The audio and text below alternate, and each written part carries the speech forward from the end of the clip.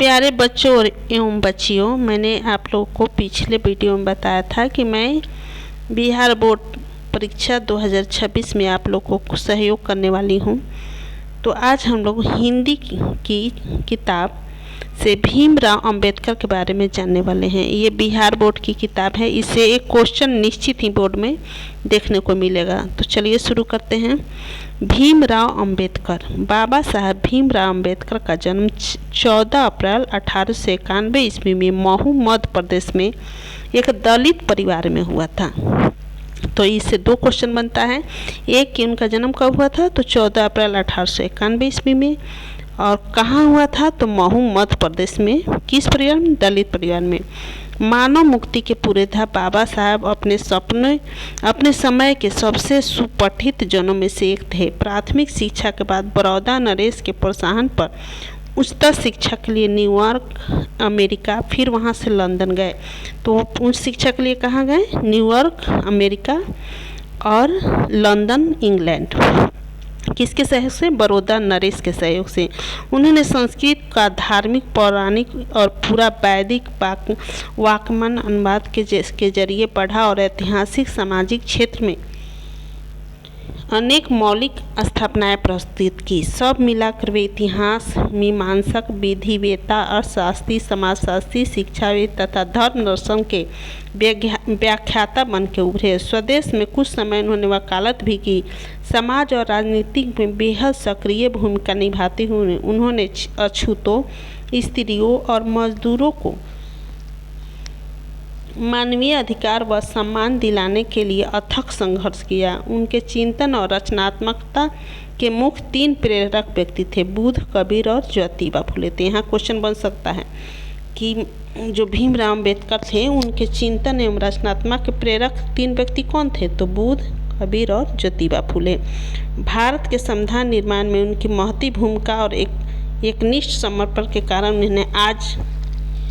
हम उन्हें संविधान निर्माता कहकर श्रद्धांजलि अर्पित करते हैं। अब तो ये भी क्वेश्चन पूछा जा सकता है कि संविधान निर्माता कौन है? तो भीमराव अंबेडकर। दिसंबर 1956 में दिल्ली में बाबा साहब का निधन हो गया। ये भी पूछा जा सकता है कि निधन कब हुआ? तो दिसंबर 1926 में। बाबा साहब ने अनेक पुस्तकें लिखी।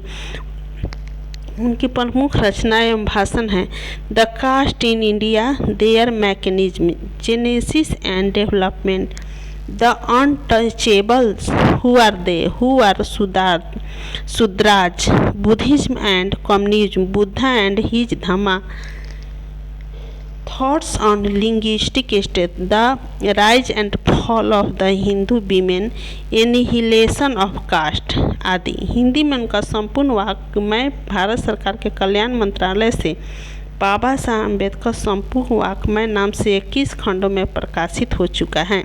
यहाँ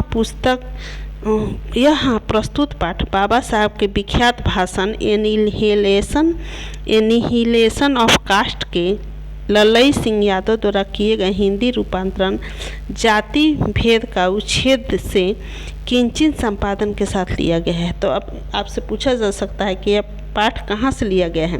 तो यह एनिहिलेशन ऑफ कास्ट से लिया गया है। यह भाषण जाति पाति तोरक मंडल लाहौर के वार्षिक सम्मेलन सन 1936 के आदर्शीय भाषण के रूप में तैयार किया गया था, परंतु इसकी क्रांतिकारी दृष्टि से आयोजकों को पुनः सहमति न बन सकने के कारण सम्मेलन स्थगित हो गया और यह पढ़ा न जा सका।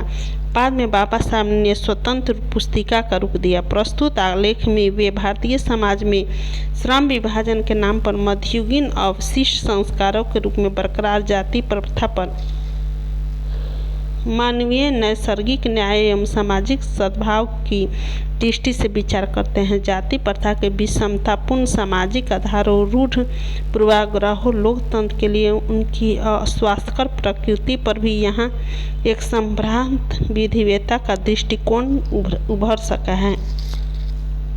भारतीय लोकतंत्र के भावी नागरिकों के लिए यह आलेख अत्यंत शिक्षाप्रद है। तो हम लोग ये पढ़ लिए, इससे ज़रूर क्वेश्चन आएगा। आगे मैं जब ऑब्जेक्टिव क्वेश्चन बनाऊंगी तो आप लोग चेक कीजिएगा कि कितना सही हो रहा है। धन्यवाद।